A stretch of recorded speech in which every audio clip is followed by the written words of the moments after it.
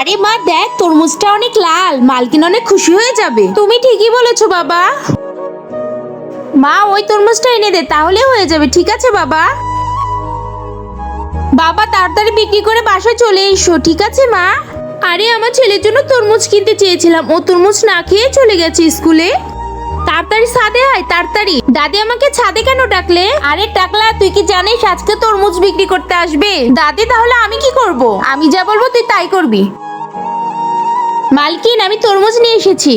আরে রামু, লাল হবে তো? আরে হ্যাঁ হ্যাঁ মালকিন, আমি তো চেক করে নিয়ে আসছি, দেখেন কতটা লাল। আরে তাই তো রামু, তুমি এখানে দাঁড়াও, আমি পয়সা নিয়ে আসতেছি। আচ্ছা আচ্ছা, তাড়াতাড়ি নিয়ে আসেন। আমার কোমরটা একদম ব্যথা হয়ে যাচ্ছে, যাই আমি একটু বসে আরাম করি।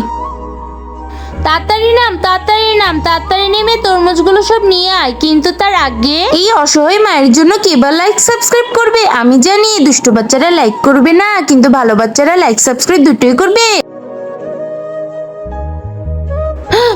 কত ভারী রে। রামু এ নাও টাকা। আরে তরমুজ কোথায়? আরে তাই তো, আমার তরমুজ কোথায়? খা খা, বেশি করে খা।